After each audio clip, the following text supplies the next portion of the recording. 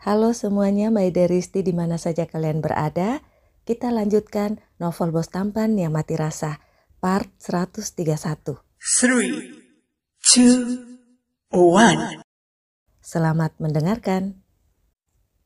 Kita beralih ke situasi Amara. Sudah berhari-hari dia diberi obat bius, tak bisa apa-apa. Benar kata Dion, tak bisa apa-apa karena dibius terus. Tapi hari ini dari pagi dia tak dibius, tapi diikat seluruh tubuhnya seperti mumi.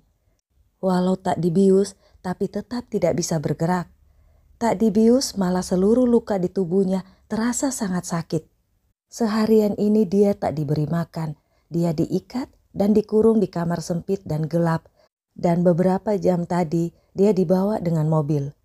Amara tak tahu dia dibawa kemana karena matanya ditutup kain hitam, mulutnya dililit lakban. Dia hanya merasa kalau dia dibawa ke tempat yang gelap dan sepi.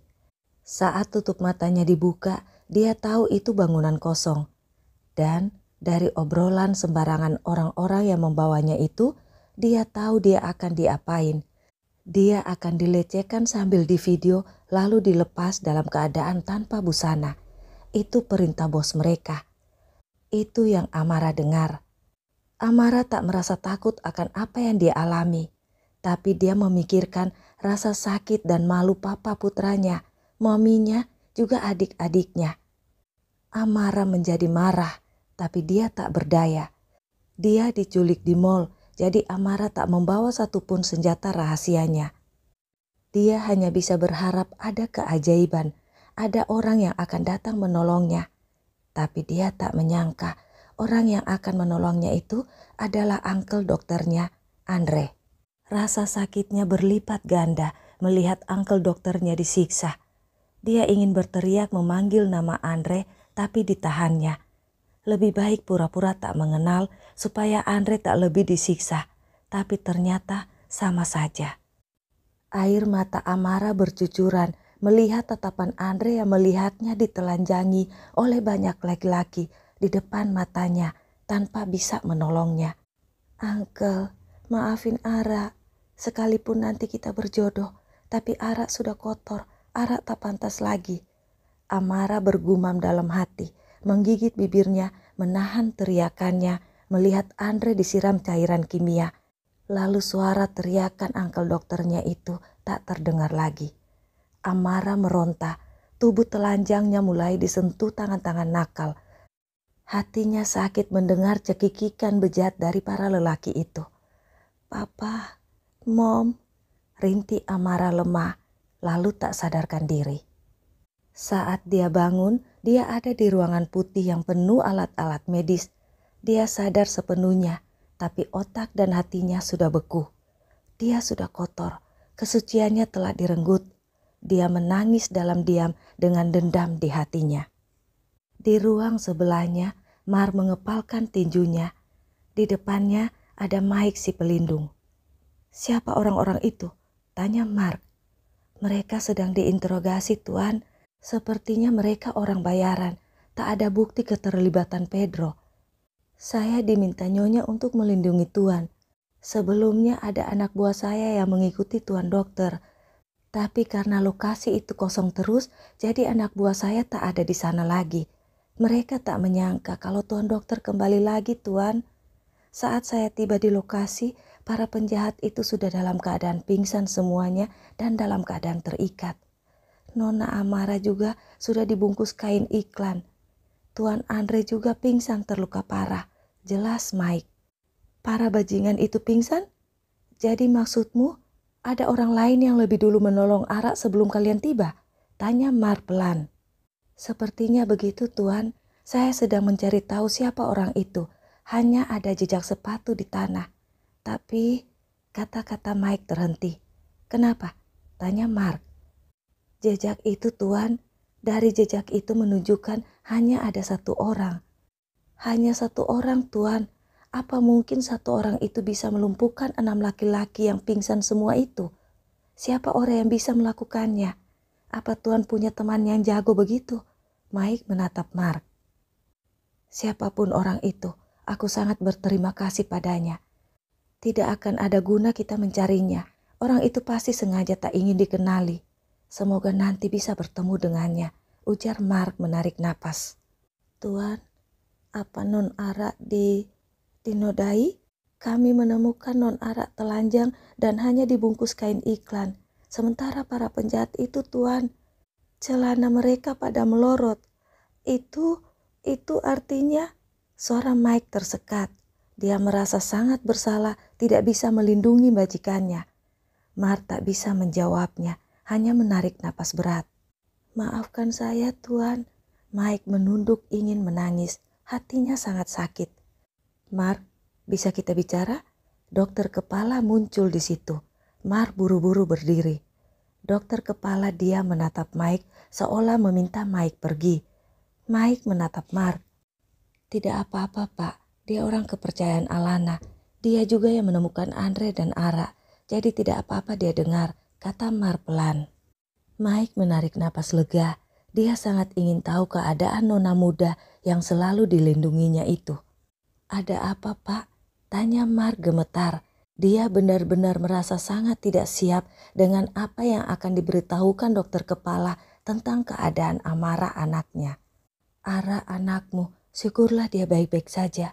Hanya perlu merawat lukanya, kata dokter kepala. Pak dokter, apa Non Ara Mike menatap dokter kepala dengan takut. Ara baik-baik saja, tidak ada tindakan itu.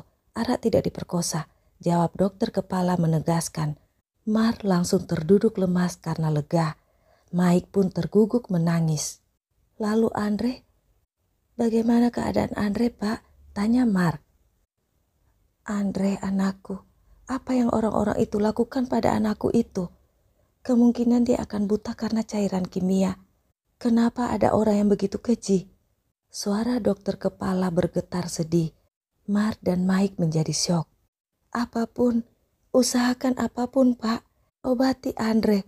Kalau perlu bawa dokter-dokter ahli ke sini, kata Mark. Dokter kepala diam dan berbalik pergi dengan sedih. Tuan, bagaimana ini? Bagaimana bisa Tuan dokter jadi dokter kalau buta? Mike menggumam tak bisa membayangkannya. Mark pun terdiam dan penuh amarah. Hei, jangan ceritakan detail kejadian tentang Ara pada nyonyamu, kata Mark pada akhirnya. Mike hanya bisa mengangguk. Nanti malam ada tugas untukmu. Kita bicarakan di ruang bawah tanah. Sekarang kau ke tempat orang-orang itu. Kau tahu apa yang harus kau lakukan pada mereka kan? Mereka beri informasi atau tidak, jangan beri ampun. Pergilah, kata Mark lalu berdiri dan berjalan ke ruang tempat Amara. Mark mendekat ke tempat pembaringan Amara, mencium dahi Amara, menggenggam tangannya dan dia menangis. Maafkan Papa nak, semua ini karena Papa. Mark memeluk Amara yang belum sadarkan diri itu. Tak pernah ada dalam bayangan Mark anaknya akan diperlakukan dengan keji oleh musuh-musuhnya. Papa akan membalas mereka nak, Papa akan balas. Mark tak bisa berhenti menangis. Bagaimana dia harus menjelaskannya pada Alana? Alana sudah bersembunyi dan menjauh selama ini, tapi dia yang egois ingin mereka bersamanya. Sekarang belum sebulan dia berkumpul dengan anak-anaknya, tapi dua anaknya sudah menanggung akibatnya. Mark bertekad akan menghancurkan orang-orang itu. Menjelang malam, Dewa dan Dika duduk di depan Mark di ruang bawah tanah. Dua anak itu yang meminta untuk bicara dengan dedinya. Ada apa nak? Tanya Mark menatap dua anaknya dengan penuh kasih. Ke Ara, di mana dia, Dad? Kami tahu kakak diculik. Dedi dan Mommy setiap malam mencarinya. Kami tahu itu. Bisakah Dedi memberitahu kami supaya kami bisa membantu? Kami merasa tak berguna, padahal Dedi dan Mommy kesulitan. Dewa yang mewakili bicara. Mark hanya bisa menatap dua anak laki-lakinya itu. Dia bingung tak tahu harus mulai bicara dari mana.